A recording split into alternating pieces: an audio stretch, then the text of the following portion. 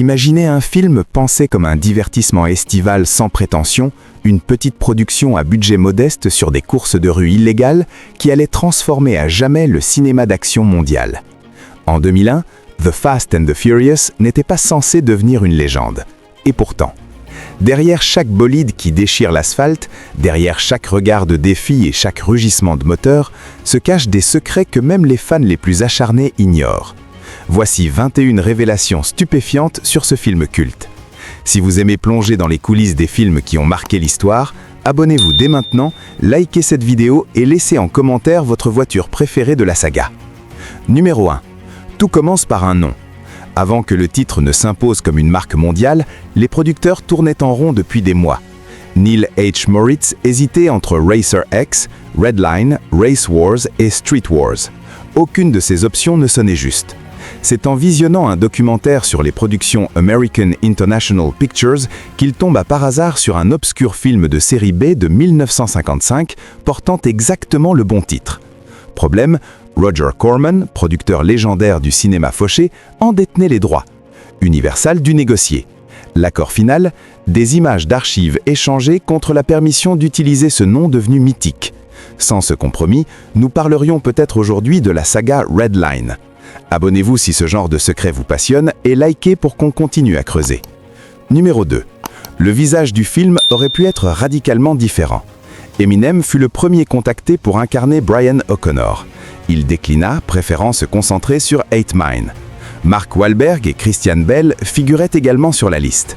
C'est finalement Paul Walker que le réalisateur Rob Cohen choisit, frappé par sa ressemblance naturelle avec Steve McQueen et par la facilité déconcertante avec laquelle il habitait l'espace. Walker signa immédiatement. Ce rôle devint la pierre angulaire de sa carrière jusqu'à sa disparition tragique en 2013. Abonnez-vous et likez, on est loin d'avoir terminé. Numéro 3. Du côté de Dominic Toretto, c'est Timothy Olyphant que le studio voulait en priorité, fort de son passage dans Gone in 60 Seconds. Universal était même prêt à conditionner le feu vert du projet à sa signature. Mais Olyphant lut le scénario, le jugea stupide et passa son chemin. Moritz plaida alors pour Vin Diesel, révélé dans Pitch Black. Diesel avait lui aussi des réserves, mais après avoir obtenu plusieurs modifications au script, il accepta. Difficile aujourd'hui d'imaginer quelqu'un d'autre prononcer ces répliques cultes sur la famille avec cette gravité particulière. N'oubliez pas de liker et de vous abonner pour ne rater aucune révélation. Numéro 4. Ce que peu de gens savent, c'est que la chimie entre certains acteurs à l'écran était tout sauf du jeu. Rob Cohen a confirmé que plusieurs couples de fiction étaient également des couples dans la réalité durant le tournage. Vin Diesel et Michelle Rodriguez vivaient réellement la relation entre Dom et Letty. Paul Walker, lui, nourrissait un sentiment sincère pour Jordana Brewster, sa partenaire à l'écran.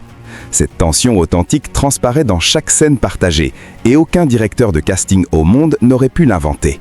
Abonnez-vous pour continuer à découvrir ces coulisses insensées. Numéro 5. Pour un film entièrement centré sur la conduite haute performance, l'une des anecdotes les plus savoureuses reste que la majorité des Supra utilisés en tournage étaient des modèles à aspiration naturelle, bien moins puissantes que les versions turbo présentées dans le film. Les sons de turbo ont été intégrés en post-production. Craig Lieberman, conseiller technique, dont la Supra personnelle servait de véhicule principal, a confirmé que les voitures de cascade étaient des modèles meilleure partie, simplement habillés à l'identique. La voiture qui affronte la Ferrari ne disposait même pas de différentiel à glissement limité, ce qui signifie qu'elle ne transmettait la puissance qu'à une seule roue lors de cette scène légendaire. Likez cette vidéo si vous n'aviez pas vu ça. Numéro 7. Pour les scènes de foule, Rob Cohen refusa catégoriquement de recourir à des figurants. Il voulait de vrais pilotes de rue, de vraies machines modifiées. Il se rendit lui-même sur des courses illégales à Los Angeles pour s'imprégner de la culture avant de recruter plus de 200 pilotes authentiques avec leurs propres véhicules. La gigantesque séquence de Race Wars fut tournée sur 5 jours à l'aéroport de San Bernardino, avec plus de 1500 passionnés et leurs bolides. L'authenticité que vous ressentez en regardant ces scènes vient de là. Ce sont de vraies personnes vivant réellement cette vie. Abonnez-vous, ne manquez pas la suite. Numéro 8. Cette intensité avait un coût. Lors de la séquence de bagarre à Race Wars, Vin Diesel déclencha accidentellement un coup de coude en arrière qui brisa le nez du SCADA joueur jouant un agent de sécurité. Une preuve encore que Vin Diesel, quand il s'engage physiquement, ne simule pas. Likez si vous n'en revenez pas et abonnez-vous pour la suite. Numéro 9. La parenté spirituelle du film avec Point Break de Catherine Bigelow n'est pas une coïncidence. Les producteurs avaient même pitché le projet comme Point Break avec des voitures. Un flic en immersion qui infiltre un gang charismatique, qui tombe amoureux dans le cercle ennemi et qui finit par laisser fuir le chef. La structure est identique. Mais le clin d'œil le plus discret est géographique. Le restaurant Neptune's Net, où Dom et Brian partagent un repas, est le même établissement balnéaire où travaillait le personnage de Laurie Petite dans Point Break. Rob Cohen savait exactement ce qu'il faisait. Abonnez-vous et likez, on continue. Numéro 10. Pour rendre les voitures encore plus vibrantes à l'écran, Rob Cohen fit une demande pour le moins inhabituelle aux résidents des quartiers utilisés comme décor, repeindre leur maison dans des teintes plus neutres. Ils acceptèrent. La maison de Toretto, au 720 East Kensington Road de Echo Park, fut peinte en blanc pour que les véhicules colorés de Dom ressortent davantage. Elle est depuis devenue un lieu de pèlerinage pour les fans du monde entier, au grand désespoir des voisins qui voient régulièrement des touristes rejouer des scènes dans leurs rues. Likez et abonnez-vous, la suite est encore plus dingue. Numéro 11. La scène du Danger to Manifold a provoqué plus de débats techniques que n'importe quelle autre séquence de la saga. Lors de la première course, l'ordinateur de bord de Brian affiche cet avertissement mystérieux. Il l'ignore, le plancher côté passager explose dans une gerbe d'étincelles. Des passionnés d'automobile ont passé 2 décennies à tenter d'expliquer par quel mécanisme un problème de collecteur d'admission pourrait provoquer l'éjection d'un plancher de voiture. La réponse ? Aucun. Craig Lieberman affirmait que c'était pure licence dramatique. Cela n'a aucun sens mécanique. Et pourtant, c'est devenu l'une des scènes les plus mémorables et les plus détournées de toute la franchise. Abonnez-vous, ne manquez pas le bonus final. Numéro 12, voici l'une des plus grandes erreurs de jugement de l'histoire du hip-hop. Ja Rule apparaissait dans le premier film dans le rôle d'Edwin pour 15 000 $. Lorsque la suite fut en préparation, le réalisateur John Singleton lui proposa 500 000 $ pour un rôle bien plus important. Ja Rule ne rappela jamais. Singleton expliqua plus tard que le rappeur se sentait trop grand pour ce projet. Il appela alors Ludacris, qui sauta sur l'occasion sans hésiter. Ludacris participa à 8 films supplémentaires de la franchise, devenue une saga valant plusieurs milliards. Comme le résuma Singleton, le refus de Ja Rule a changé la vie de Ludacris. Likez si vous n'en revenez pas et abonnez-vous pour continuer. Numéro 13, la course contre le train dans le climax du film paraît suicidaire. En réalité, les voitures et le train n'ont jamais été filmés ensemble. Les 2 éléments ont été captés séparément puis assemblés en post-production. Les acteurs n'ont jamais couru le moindre risque. Même le saut spectaculaire de la Charger à travers une semi-remorque fut réalisé grâce à une rampe métallique soigneusement conçue par l'équipe de cascade. Abonnez-vous et likez, on n'a pas fini de vous surprendre. Numéro 14, pour donner l'illusion que les acteurs conduisaient à plus de 150 km/h tout en livrant une performance crédible, le coordinateur de cascade Mike Rogers inventa ce qu'on appela le Mic-Rig, un camion puissant à long châssis transportant la carrosserie d'une voiture de film.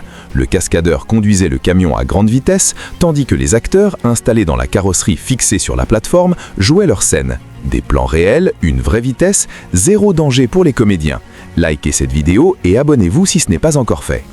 Numéro 15, Jordana Brewster incarne Mia Toretto, avec une évidence troublante. Pourtant, le rôle avait été écrit pour Eliza Dushku. Quand celle-ci déclina, le casting s'élargit à Sarah Michelle Gellar, Jessica Biel, Kirsten Dunst et même Nathalie Portman. C'est finalement Brewster qui l'emporta, et sa complicité immédiate avec Walker rendit ce choix inévitable en rétrospective. Abonnez-vous, la suite est tout aussi explosive. Numéro 16, Rob Cohen redoutait un rating R de la part de la MPAA, ce qui aurait lourdement impacté le box-office. Le film contenait de la violence, des activités illégales et une scène de fête avec 2 femmes qui s'embrassaient. Les censeurs, visiblement distraits, confondirent l'une des 2 femmes avec un homme aux cheveux longs. Ils accordèrent le PG-13 sans exiger de coupe majeure sur cette scène. Quelques séquences de violence et une scène où Johnny Tran verse de l'huile de force dans la bouche d'un mécanicien furent tout de même supprimées. Cette méprise accidentelle contribua peut-être à sauver la franchise avant même qu'elle ne démarre. Likez si vous n'en revenez pas et abonnez-vous pour la suite. Numéro 17, quand le film sortit en DVD le 2 janvier 2002, les chiffres de vente dépassèrent leurs attentes. Plus de 2 millions d'exemplaires s'envolèrent en une seule journée, plaçant le film au 2e rang des meilleures ventes quotidiennes de DVD de l'époque, juste derrière Pearl Harbor. En termes de location en vidéoclub, il établit également un record lors de sa première semaine, générant plus de 18 millions de dollars et surpassant Castaway. Ces performances confirmèrent qu'il y avait une soif immense pour la suite. Abonnez-vous et likez, on approche du bonus final. Numéro 18, Rob Cohen ne choisit pas Paul Walker uniquement pour son talent. Il était obsédé par Bullitt, le classique de 1968 avec Steve McQueen, et avait consciemment construit les poursuites du troisième acte en écho aux courses dans les rues de San Francisco. Quand il rencontra Walker, la ressemblance physique avec McQueen le frappa d'emblée. Combiné au charisme naturel du jeune acteur et à sa passion naissante pour les voitures, cette évocation du grand Steve McQueen scella définitivement le casting. Likez et abonnez-vous, il reste encore 3 révélations majeures. Numéro 19, l'origine de toute cette saga tient en un seul article de magazine. En 1998, le journaliste Ken Lee publiait dans Vime un reportage intitulé Racer X, documentant la scène des courses illégales à New York. Cohen le lut, fut subjugué, vola jusqu'à Los Angeles pour observer ces courses de ses propres yeux, puis convainquit Universal d'acheter les droits du texte. Le scénariste Gary Scott Thompson s'en servit comme fondation avant que David Ayer n'intervienne pour transposer l'action à Los Angeles et diversifier les personnages. Un seul article de magazine a engendré une franchise pesant plus de 7 milliards de dollars. Abonnez-vous, on garde le meilleur pour la fin. Numéro 20. Après le triomphe du premier film, Universal voulait une suite immédiate. Vin Diesel refusa. Pour lui, les suites n'étaient que des exploitations commerciales sans âme. Il préféra tourner XXX. Paul Walker repartit seul pour Too Fast, Too Furious et la franchise continua sans son pilier. Ce n'est que plusieurs années plus tard qu'un accord créatif ingénieux ramena Vin Diesel dans le giron. Une apparition de 32 secondes à la fin de Tokyo Drift, échangée contre la propriété intellectuelle complète du personnage de Riddick qui lui tenait tant à cœur. Bref, le tour ralluma tout. Dominique Toretto est depuis le centre gravitationnel de toute la saga. Likez, abonnez-vous, le bonus final arrive. Numéro 21, fait bonus. Et voici le secret que nous gardions pour la fin, le plus dément de tous. Au cours du tournage du Fast and the Furious, la production détruisit au total 78 voitures. 78. Certaines furent sacrifiées intentionnellement pour des cascades planifiées, d'autres périrent lors de prises qui dégénérèrent. 3 véhicules furent détruits rien que pour la bande-annonce du film. La Charger de Dom dans le final nécessita plusieurs exemplaires, tant la chorégraphie des crashs était complexe et impitoyable pour la mécanique. La production dut constamment s'approvisionner de nouveaux véhicules tout au long du tournage. Pour un film qui glamourisait la culture automobile, la réalité des coulisses relevait du carnage mécanique pur. Chaque épave magnifiquement filmée à l'écran correspondit à la mort réelle d'une vraie voiture. The Fast and the Furious est arrivé à l'été 2001 comme un film d'action milieu de gamme sur les courses à rue. Ni personne n'avait anticipé qu'il deviendrait un phénomène culturel, qu'il lancerait des carrières, qu'il inspirerait toute une génération de passionnés de voitures et qu'il évoluerait en une saga milliardaire où des personnages finissent par envoyer des voitures dans l'espace. Ce qui le rend temporel, c'est quelque chose de plus simple. Il a capturé un moment, mis en bouteille l'énergie d'une contre-culture souterraine et l'offert à des spectateurs qui n'avaient jamais rien vu de tel. Il nous a donné des personnages qui ressemblaient à une famille, des acteurs devenus des légendes et des répliques qui résonnent encore dans les rassemblements de voitures et les soirées cinéma aujourd'hui. Si vous avez tenu jusqu'ici, abonnez-vous, activez la cloche et dites-nous en commentaire quel moment de ce film vous donne encore des frissons. La première course, la révélation de la Supra, Brian quittant les clés à Dom, parce qu'à la fin, peu importe qu'on gagne d'1 centimètre ou d'1 kilomètre, ce qui compte, c'est de continuer à revenir vers les films qui nous ont fait tomber amoureux du cinéma.